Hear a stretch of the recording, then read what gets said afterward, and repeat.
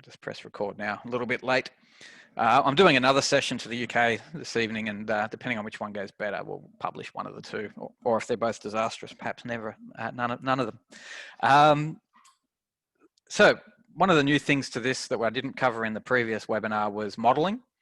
And I mentioned a little bit before, what you need to understand in that is you have a dimension or multiple dimensions, and then you have facts that sit around that. So the easiest one to explain around that is you have projects, right? You have project names and project IDs.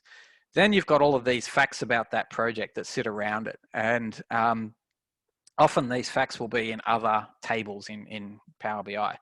It's quite important to understand that relationship, that you'll have dimensions that tend to be like one record for each thing that you've got in that dimension. So there'll only be one record for a project in the project's dimension, but then it'll connect to other tables that have facts about that. For example, the budget and issues. And normally there are multiple records for that project in these facts tables. And then for any time series information in those facts tables, you want a calendar so that you can join multiple time series in graphical terms on dates.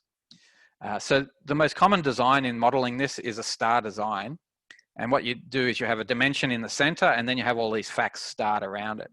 And I've got a little graphic of that now for projects. So this isn't all of the facts about a project. So when you look at the model in UniPhi, there will be more than this, but this is what would fit nicely on a PowerPoint screen to get the point across.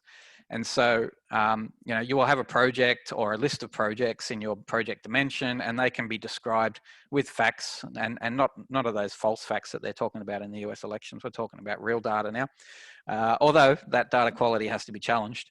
And that fact will be what that project's cash flow profile is. And cash flow normally has a date period to it, so that would normally have a date calendar associated to it that sits outside this little star formation. Then you have issues related to that project. Unfortunately, you have risks related to that project that you have to try and treat.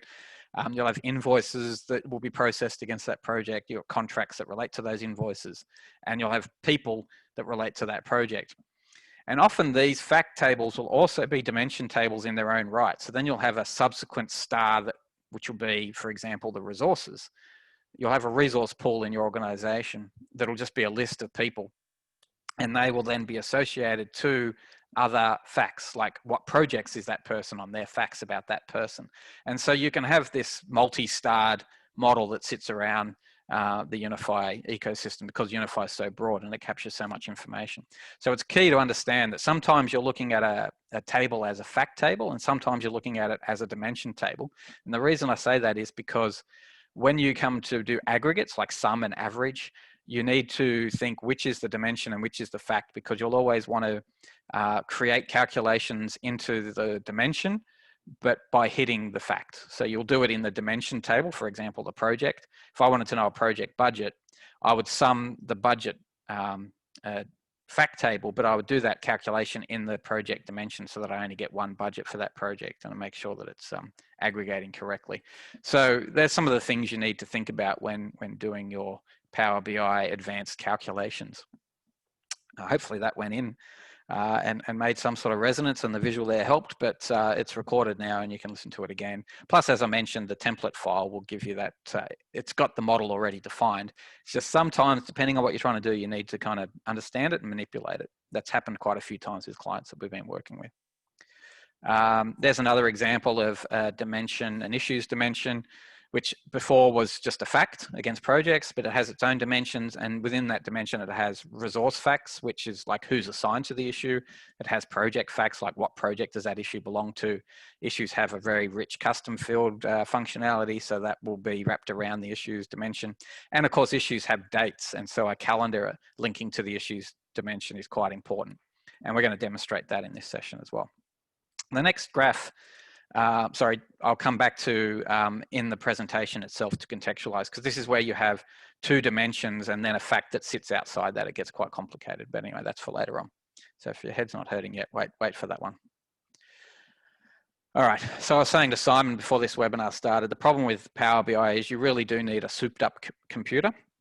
My son destroyed mine about a year ago now, so probably wouldn't be that souped up anymore anyway. But so the one I've replaced it with isn't that great.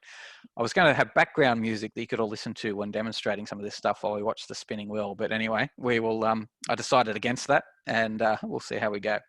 The first technical example I'm going to give you is with regards to the Power Query. So if I go back to this little slide here, we're going to look at how we can change the way data comes out of UniPhi so that we can use it better in Power BI. And one example where that's required is in the UniPhi interface, and it's really important to understand the UniPhi interface and how UniPhi captures data when you're using it in Power BI. If I drill in on a project, and when I'm in a project, I start to capture those facts around that project. One of the things I can capture is a description on the project. And in UniPhi, there's an interface there for you to actually make that a little bit richer. So I can put a bold there and I can say that more content, and then I can actually format that content to be a bulleted list and bold it all. And so what that's doing in the database, when I go and actually hit save up the top here, that's writing back to the UniPhi database, and it's storing it as HTML. So even though you can't see the HTML tags in this particular screen, in the database, it's stored as HTML. So if I go into Power BI Desktop now, so I'm in Power BI Desktop, and this is a model that's already connected to that same database that I was looking at in UniPhi. It's just a different way of looking into it. Over here we have our fields, and I scroll down to my project dimension, and which is just a project table is another way of looking at it, but dimensions and facts are quite important. When you do Google searches on Power BI, they'll talk about dimensions and facts, so it's something you need to get your head around. If I tick description, it brings in, as you can see, spinning wheel, a description of the projects, right? I don't know which project because I haven't brought in the project name, but ignoring that for a moment, my point that I wanted to demonstrate is you'll see that it's got a paragraph tag here and a closing paragraph tags. And if there's more rich formatting of the HTML, there could be bold tags and other tags, table tags, etc. And obviously we don't want that to be coming into our Power BI visual either. We want it to be represented with all of those tags stripped out. So you have a couple of options there. If it is rich formatting that you want, you can look in the Microsoft Marketplace, get more visuals, and you'll go to the Marketplace and download an HTML viewer. And then that will try and interpret that information and present it as it was originally represented in UniPhi. The alternative is to do a Power Query that actually strips out the HTML tags. So this is the first bit of advanced stuff we're going to do. And a Power Query comes from the Transform Data button. It used to be called Edit Queries because that's what you're doing, but for some random reason, they changed it to Transform Data, and it took us literally an hour to try and find out where the Power Query Editor button had gone. So I've just clicked that button, and what it does is it actually opens up a new screen. So I've got two screens now with that major project. So I got a third screen because I've got another deployment I want to use later on in the present. But ignoring that for now, I'm now in the Power Query Editor, and this is where all of the heavy duty work was done originally to create the data capture, to actually extract the data from UniPhi and into Power BI. And so these are all the tables down here, and on the right hand side over here are all of the steps that have gone into manipulating or transforming the data from UniPhi into something that Power BI can use. And so if I click on the one called Project, there is the steps that were used to actually bring in the data from the project dimension or endpoint, we sometimes call it, because that's API land. There's too many names for the same thing. And as I scroll across, you'll see all of the fields that exist in that table. And I'll eventually get to the one called Description. And you can see that it's all stored with these paragraph tags in it. Which, as you saw when I went to use it in Power BI as a visual, it brought those tags in. So what we're going to do is we're going to go through a step where we're going to add a column. We're going to leave this column here with the HTML because, as I said, if you get an HTML reader in Power BI, you can actually have it with its rich formatting coming out, and you may want to use that. So we'll keep that field there for those who want that. And then we're going to do another column or another field, and we're going to transform that column to be stripping out this information. So in the ribbon up the top here, they've got this add column, and we're going to say custom column.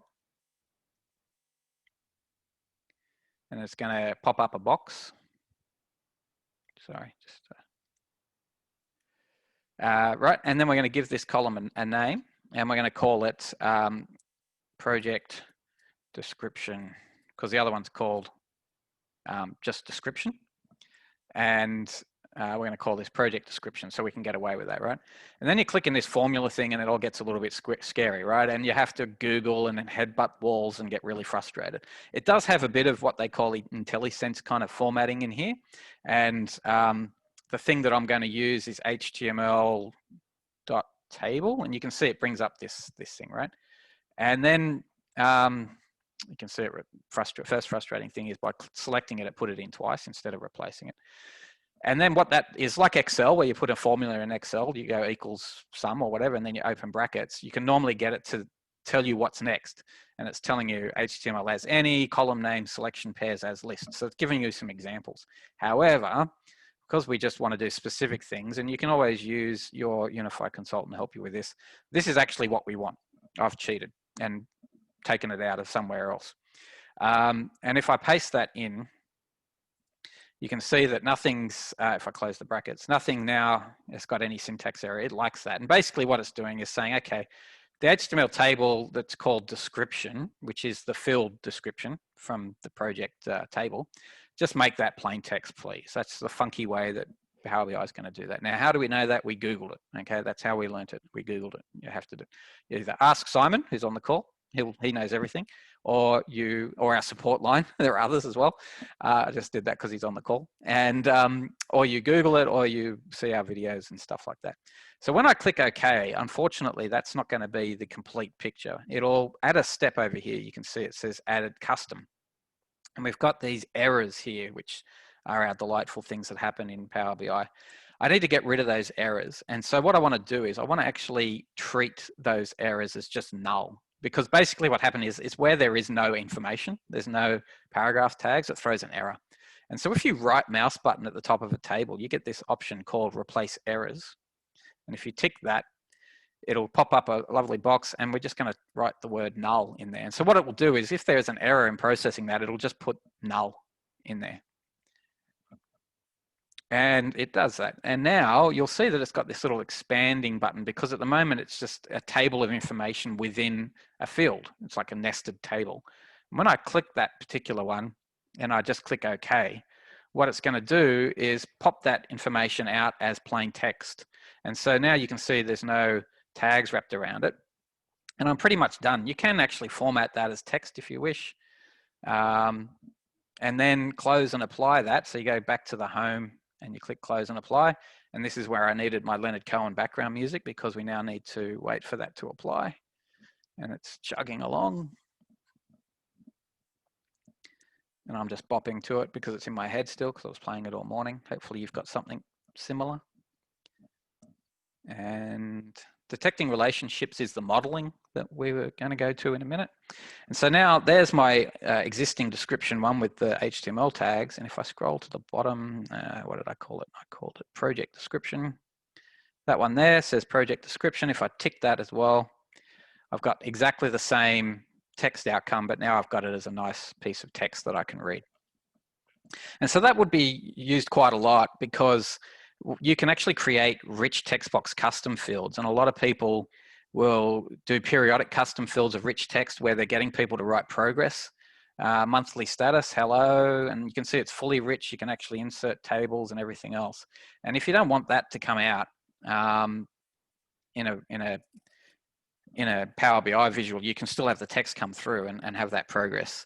So where you're asking someone to explain themselves or why their status is red or whatever, that's going to be something you need to do, rinse and repeat for the different fields that have HTML formatting. So any field in UniPhi where there's a rich text box that you can put tables and columns and bold and italicize and change fonts, you'll need to strip that out or use an HTML reader in Power BI. Okay, that's number one, tick. If you're terrified by that, you have no idea how terrified I am about running this webinar. It's a relief to have one done without confusion. The next one we're going to show you, and what I'll probably do is a Power BI Advanced number 3 and see if we can get no attendees. We'll basically do a Q&A, a pure Q&A rather than predefined. But this is basically lessons we've learned helping clients at the moment. And some of our clients have massive data sets, which is the exciting bit because you can analyze it in Power BI. And in one example on a project, we had a lot of issues, or they were actually flagged as activities in this particular deployment. So in our issues dimension, there were hundreds and hundreds and hundreds of thousands of issues. And what we wanted to do is analyze a particular subset of those issues. And so to do it in this particular deployment, what I'm going to do is I'll just browse to the issues module first and show you what I'm going to do. And so I'll just go all projects. So there's some issues there. Here we've got some issues, and we've got this thing called a category. And now we're using various categories to categorize their issues. And we wanted to analyze a subset. And what we wanted to analyze is RFIs. And so in this particular deployment, I have a problem because the UniPhi API allows you to query its data with a parameter, and that parameter can be one category. Give me all of the RFI client issues, but not two. A future development in the next 6 months, you'll be able to do multiple, and this problem will kind of go away. But the problem where you're trying to reduce data sets won't, so you'll still need to use what I'm about to show you. So what we want to do here is we want to bring in just a subset of the issues. We want to bring in RFI client and RFI contractor. And we want just one table called RFI to be able to analyze this information. And so that's the interface example. To know what I can do in the issues API endpoint, I go to my API documentation. And so by clicking on the hamburger in the top left corner, the first bottom option in the menu is API documentation. And when I click on that, it gives me all of the API endpoints, which are tables that end up being tables in Power BI, or dimensions and facts and calendars, because we have a calendar, financial day. You can create your own as well. And here's the issue one that I want to look at. And I just click on it and I click get. And basically what it does is it shows me all of the parameters that I can use. And these are all IDs that I could filter down. So if I wanted to analyze a particular location, for example, I could filter on location ID. What I need to do is be able to get the ID. And if I want to know exactly how UniPhi queries that particular parameter, I can actually type that in and hit try it out. Just put a number in there, doesn't really matter. And it shows you what the query is. So that's the query there. Issue with a question mark, category ID equals 42. So leaving that there and going back into Power BI, I need to know what numbers. Particularly, I need to know what number is the ID for RFI client and the ID for RFI contractor. And to get that, I just use the table here initially to find that out. And so if I go down to category ID, so I'll just expand this a little bit so you can see. So we have category ID and category description. And if I tick those as a new visual, a couple of things will happen here. I want to make it a table because I want to know what the ID is, not some pretty graph. So I'll just click table. And now it's giving me 20, 12, and 12. The ID has to be unique, so something's still wrong, okay? So the first thing to sort of learn in Power BI is that it'll always try and guess what you want to do with information, which sometimes is a little annoying. And I need to say, no, you guessed wrong, you're not that intelligent, and I am a human and must be more intelligent, and here I am trying to do something. When I click on this category ID, you can see what it's done is it's done a count of them. And so I don't want that, I want the underlying data, so I just have to select don't summarize. And now I've got the ID numbers for these particular categories. So the ID for client is 85 and the ID for contractor is 40. And now I need to transform data again. It's a Power Query editor. So I go back into the transform data where we were before when we did the HTML strip. And then this time, when you bring these tables in, it can be a bit laborious. You've got to do all of these steps, right? So I could do that again. I could collect a new source and connect to the issues endpoint and do it all again. Or I can literally just Control-C, Control-V, and you can see I've now got issue 2 down here, which I can then manipulate. And so when I click on that particular one, I'm going to change this table to be just RFI. So I'm going to name it RFI first over on the right here. And what I need to do is change the source. This is this first step here. So it does all of these steps to bring that data in, which is why it spins wheels for so long. If I go up to this one called source, you can see that that URL that I saw in my API documentation is there. If I was to go to the end and put, I've forgotten what the number was, I think it was 80. Just quickly duck back. 85 equals 85. And I can check that. I could have even copied it from the documentation itself. I could have just gone there and copied that bit there so that I make sure I type it right and then pasted it in into that section there. And because I did get it wrong, it's category ID. And now I've got 2 question marks, so let's get rid of the second one. So fingers crossed, that should be all I need. Now, when I click to my next step, that's going to do the little, instead of a spinning wheel, I've actually asked our developers to look at variations of the spinning wheel. Microsoft came up with one here. They've got dots going across the top of the screen. It's already finished. You can see there's only 15 records, right? So that's reduced quite a lot. And that's pretty much done now. I've reduced that data set, but I've only got client. So then what I do is I copy that one and paste it. So click on the left-hand side here where the query is and go copy and then paste. Now I've got RFI2, and this one I'm going to call contractor because that was the contractor one. And I just go back to the source once it's finished its thing.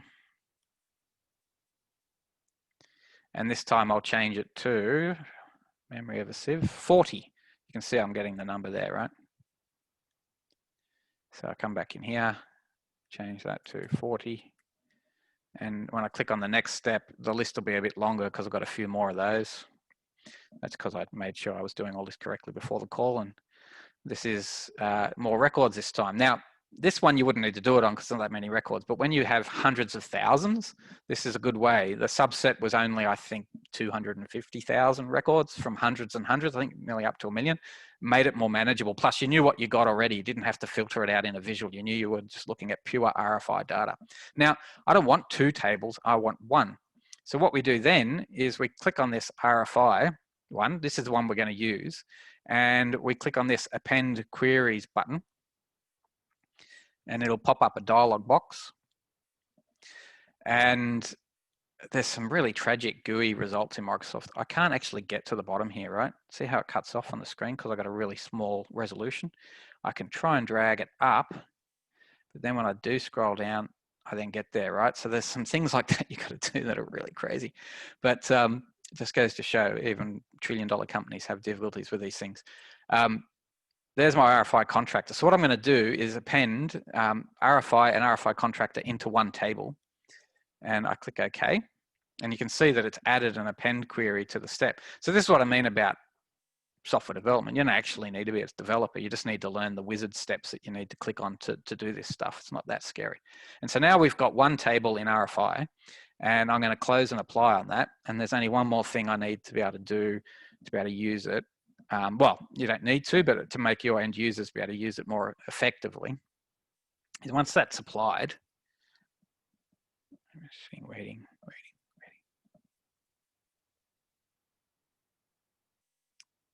I think I just had some people go.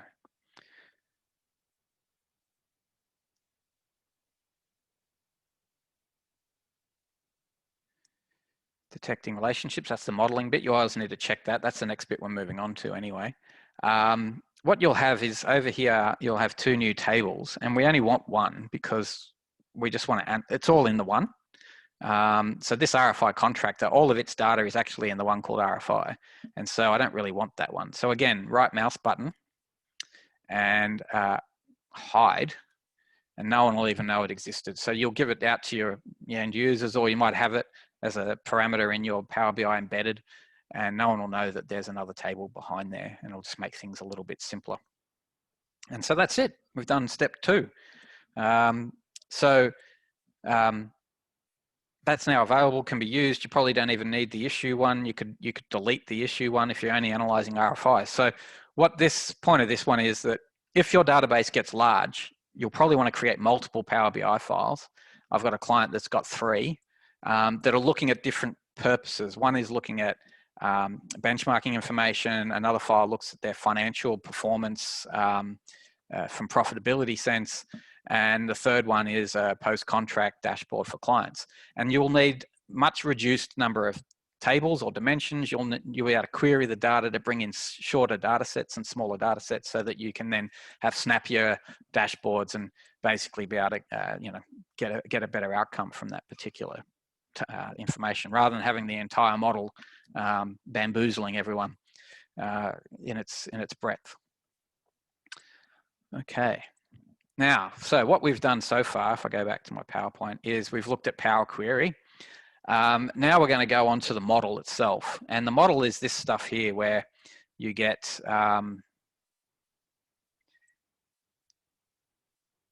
relationships between things. So in the timesheets table, there'll be a project ID, and you can link project ID to project ID on the project dimension. And in the in the issues table, there'll be a project ID.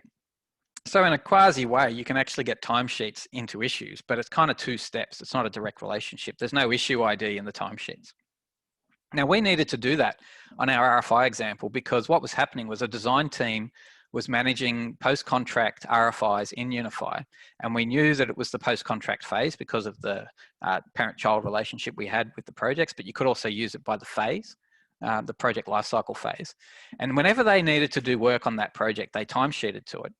And we knew the work they were doing was responding to RFIs. So because of our own knowledge outside of UniPhi to know that the only time that was booked to that project was in managing RFIs, we're able to create a pretty cool dashboard that said how long did it take to respond to RFIs, how much time, and because we had cost rates in there, how much did it cost? And so this relationship, while being a bit obtuse, actually was relevant, but you need to be careful because if they are doing multiple types of work against that particular issue, it's not going to work. So I'm going to show you how we did that in this example. Actually, in the last example, I'm going to show you how to do that. In this example, I'm going to show you about the way roles and people and projects interact. It's pretty complex as well, and show you some things you need to be aware of in the modeling of that information. So you have 2 dimensions here. You've got a project dimension and a resource dimension. A person can have an organization, it can have a site, it can be on projects, it has time facts against it. It's got roles. And in UniPhi, you can be in multiple roles on a project. So that's one where you need to be a little bit careful of how you're using this. But there's a person role dimension that comes out of our system, and that connects these 2. And so we know there's a person ID in there, there's a project ID. So we know what projects you're working on and in what role. And then obviously from the project, there's a timesheet. So again, what we want to do is get from the resources to the timesheets through by role, and that becomes a little bit complex. And the same with organization, knowing what organization a person is in, because a person can be assigned multiple organizations in UniPhi. So you need to do some manipulation of the data to make sure you're comfortable that it's accurate first to what you're trying to analyze, and then you need to model it correctly, and that's what we're looking at now. And so first I'm going to demonstrate, I'm just going to delete these tables first to get clean blank canvas. I'm going to demonstrate what I'm talking about. So we'll start off with our project. No, we won't. We'll start off with the project sectors. So I'm in the project dimension, and I'm coming down, and I'm going to select a sector. So all I get is a nice list of sectors. So that's a unique list. Even though there'll be more than one project in aged care, for example, it only displays it once. It's one of the beauties of Power BI. And then I'm going to say, okay, I want to look at the roles that are in those sectors. So in the person role table, I can go and select role name, and you can see it's got project ID, person ID. So you've got those connections there. And you can see we've got architects, clients, cost managers, etc. I'll display that up so we can all see it. And then I go, okay, how much time is spent by those roles, right? So I'm going down to timesheets now, and these are the fact table. And I'm going to put hours in there. And you can see that it's got the same amount of hours for every single role, which we know is wrong. And so there's something wrong with our model. And to demonstrate that further, if I want to know what organizations have worked in that particular sector, I go up to my, I can just go straight to organizations actually. No, I'll go person organization. That's fine because at least gets us connected to the people. And go organization name. And the blasted thing worked. It was supposed to crash. On yours, it'll probably crash. And I've either fixed the model and forgot to unfix it again, but normally it crashes unless there is another. Just have a quick check. No. So if you do that on yours and it gives you a big blank, no, we can't find the relationship. This is the reason why. So with modeling, it's all about relationships. So you're basically either a divorced lawyer or a counselor, and you're dealing with the relationships between one dimension and another when they don't like each other and you're trying to sort it out. So when you click manage relationships, it gives you this from and to connection between IDs. Okay, and there's the full model already there for you to analyze how things work. Equally, you can click this rather horrendous little diagram here, and it'll show you those stars. In essence, it's trying to show you the stars, but it is so big that it's almost impossible to use. So I never use it. But that should look like a bunch of stars connecting to one another, which it doesn't, but it should. So you can use that if you can get your head around it, but I just use this, which is a nice table of stuff. That's why UniPhi's got so many tables, because I like them. And what you'll find if you scroll down to the different ways that one dimension relates to a fact or vice versa, in the person role, you'll have a person ID linking to the person dimension and a project ID linking to the project dimension. And if I edit that particular connection, you can see that there's this cross filter direction. And what that means is, if you look at this graph, if I filter the timesheets by a project, right, and I get just the timesheets for that project, it has no way, it only goes in one direction. It has no way of looping back to the role. And that's why it throws a hissy fit. And that's why every single role has 20,000 hours for that project, because the project knows there's 20,000 hours total, but it doesn't have any way of going back. And so what we need to do is we need to make that relationship go both ways. Now, a lot of the time, because of other relationships, Power BI won't let you do that. But where you've got a dimension connecting to another dimension, it's kind of okay. Where there's two stars, stars being the dimension in the middle and the facts around it, and you're connecting project to person in this instance, you can go both. So I select both here and I click OK. And then I click close. And it'll now go away, chug, chug, chug, chug, chug.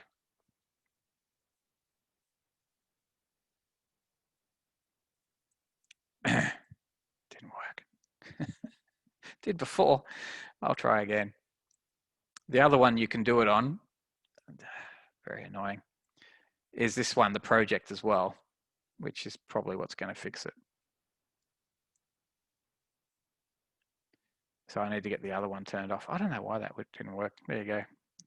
Hopefully by the UK presentation at 8 o'clock, this will be working fine. But this is definitely the method that I did before the session, but now it's decided to say, computer says no. And I'm a bit disturbed by the fact that that organization didn't crash. So it's got something to do with that. I've changed something in the model that's caused it grief. But I think this will at least get my hours to be back to being correct.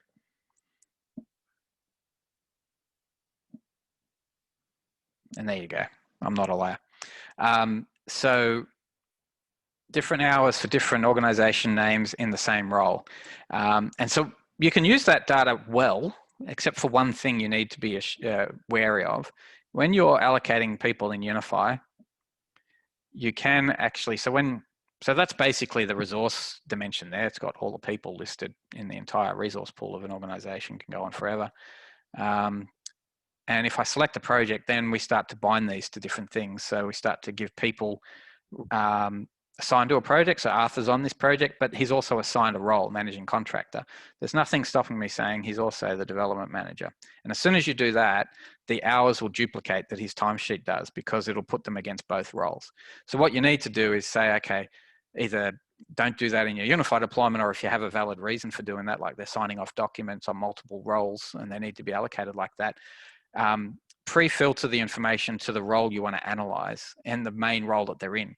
And that way you can start to use that. The alternative is to use things like things that are associated to a person, like their position, which is an uncontrolled text field, or you can use their classification in a classification table like this and get it there. And that'll be a more robust way of doing it. But sometimes you need to analyze it by role. And that's one way you need to do it, is to make sure you're deduplicating that information. Because Power BI will spit it out as if it's all great. And you can see there we've got different results for the different things. But you can see the chances are that that person is on multiple companies, because that's the other thing. You can have a person in multiple companies. And if I actually put the person's name in there, it'll probably, nope, it didn't. So I don't know why that's showing the same number, but that's a data quality issue you need to go and analyze. And so you need to be careful about how this model fits things together, make sure it's returning the right way. One of the things we do a lot to test this is we'll run reports in UniPhi that have been written in SQL, which is an easier language to understand, and have been tested. And so you can run resource planning reports and timesheet reports to make sure that they're sort of validating with your Power BI. And then once you're happy with that, you can start to do your graphs and your things about it that you want to do that generate the visuals that your people want to see. So that's fantastic. That's probably confused the hell out of you and it's gone really well. I apologize for that. You can see that we are still bumbling along in this as well. But the key out of this advanced, and the reason we're trying to tell people, is it's kind of like, user risk when you're using Power BI. We're giving you access to all of our data, but not understanding how it relates and getting those relationships wrong in the model can cause significant issues. One of the other issues with relationships in Power BI is you can only connect one table to another table once. And so this is the last part of the presentation here, guys. And so you can see here that in the issues table, we've got lots of dates, actually. There's more than just closed and created, but you've got due date as well, and there may be another one. You can have custom fields with dates. So I can't connect as an active. See how that says? And it says, no, you can't. There's already a direct relationship between these two. So if I wanted to do analysis around created and closed on a timeline, which this financial day gives us that timeline, it's basically a calendar. It's called financial day because it links to the financial period table, which is a monthly table. And that table is important because it has a flag of whether the period's closed or not. But other than that, generally speaking in Power BI, you just need a calendar with every day of the week. And then you can group it however you like.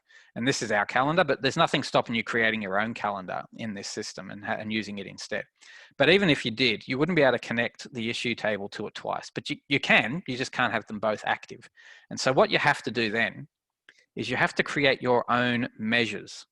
So if I go back to our presentation here, what we're on to now is the DAX part of it. So DAX part's made up of measures and columns. Measures are basically aggregates that you would do in Excel all the time, like sum up this column or average this column, or take this column and divide it by this column. And so, it's not that complicated, but it's a very necessary thing to utilize the data in UniPhi. So that's what DAX is. And when I come back into this particular thing and I go to the issues section up here and expand that, you'll be able to see anything that's a DAX measure, it'll have a little calculator symbol next to it in the field. So these are things that don't exist in UniPhi. These are measures that have been created in DAX in this interface, the interface we're looking at now. And if I click on, for example, the count of open issues, and just click in the middle of it, what it does is it brings up the formula bar like it would in Excel of how that's being calculated. And what you'll see here is it's calculating the number of rows and it's connecting on create date. So it says use relationship create date. And what that, from the financial day date field. So what that means is that when I use this particular record, I'm connecting to the financial period or financial day table on the created date, not the closed date. So the standard one is the closed date. And if I want to use the created date, I have to give it this use relationship section in the calculation. And that way I can use that particular one to count how many issues were open on a particular day. And then on this one, I've got how many were closed. I don't need to worry about any relationships because that's already defined in the model, and that's the one that's active, so there's no relationship. But this time you can see I'm actually filtering out. So in this calculator, it's counting the number of rows where there is a close date. Can you see it says where it isn't blank? And because obviously you'll have open issues, we want to exclude those. It's a DAX measure that's calculating the number of issues that are closed on a particular, well, when I put the financial day calendar in, it'll do it on a particular day. If I don't have the calendar there, it'll just tell me how many issues are closed in total across the entire deployment. If I check a project in there, it'll do it just for the project, et cetera, et cetera. But it provides that there's something I can use to tell me how many issues are closed. And then I can wrap contextual dimensions around that, like project or a calendar or something like that. And so there are two examples here. And then you'll see the third one is looking at actual costs. And you can see that it's using a divide formula where it's saying, okay, sum up the actual costs and divide by the number of closed issues. Let's see how much it's taken us to actually treat RFIs. And so because we knew that RFIs were being timesheeted to by people, and that's all they were timesheeting to, we're able to do it on this particular instance. And where that then comes into the visual, sorry, it's just not clicking out for the moment. I go back to the report and I go to this RFIs is in this dashboard. And so if you've got lots of different visuals on here. This is the timeline. So if I click on it, you're looking at this being the financial day date. So that's the common axis that connects closed and open. And then you can see the black is open and the green is closed, and a count on those issues. I can change the timeline so with this little slicer here, so I can bring it up to something that's going to make the graph go a little bit better. And then I could also just drill in if I move this particular thing a little bit because it's getting my way, and make it done by months. And you've got this thing coming up and down by months on how many are open and closed. And then you can also see we've got the cost per issue as well using that formula that we had as a measure. So there's an example of 3 measures, with the key being the use relationship requirement, because one was using the created date and the other was using the closed date to determine how many were opened in a certain period of time and how many were closed in a certain period of time. As you scroll down this particular thing, you see you've got modified date and due date as extra calendar dates that you could do stuff on. If you wanted to use those, you'd have to create your own measure and use the use relationship factor. To be able to use that relationship, you still have to actually have it in the model. So I would need to go to modeling, and I'd need to go manage relationships, and I'd need to say new, and I'd need to select my calendar, which is called financial day, and I'd need to select my issue, and then select it to be the modified date, and then day date. You click those 2 columns. That creates the relationship between the two. You can see it's one to many because this has only got the day once, whereas you could have a lot of issues modified on the same day. But I cannot tick this make relationship active because it already exists. But I need to create it if I then want to use it as a measure. So now I've created it, I can use it in a measure, and it'll be happy to have an extra relationship there that's not actually connected. That's actually issues, sorry. And you need it there if you're going to use it. So in summary from this session, what we've gone through is, and using my little diagram, Power Query to strip out HTML and to filter data sets so that we've got a more manageable data set. We looked at both directional modeling so that you can connect one dimension to another and have it loop back and filter that dimension. Understand performance will be quite slow on those type of connections if it's a large data set. And then finally, the relationships and measures section where you have to tell it to use a certain relationship that may not be active when you want to do something a bit sophisticated, like count the number of closed or open issues. Now, those measures exist in the UniPhi template, so you can see them already when you download the file. These measures are already there, as are a bunch of others. And you can tell they're measures because they've got the calculator symbol. And if you go, for example, to cash flow, once it's done, it's working it. You'll see a whole heap of other measures there, like rolling averages and cumulative in periods and things like that. Then you'll see this little funny symbol. I don't know how to describe it, but it actually means it's a column. And the reason you would do a column over a measure is when you don't want to aggregate, but you want to do some sort of row by row logic on it. So when you want to aggregate information, just use a measure, because a measure enables you to connect different dimensions. So I can sum in the project dimension the cash flow in the cash flow dimension. I couldn't do that as a column. But if I'm trying to do some logic, like if it's the aged care sector, then give me the cost. But if it's not the aged care sector, don't give me the cost. Then you can do that row by row in a column in the project. And so column is row by row, measures is aggregates. That's the easiest way I can define those two. And there are lots of examples in the system when you download that template file from our website that you can check out and see how they work. Okay, that's the presentation. I'll stop recording.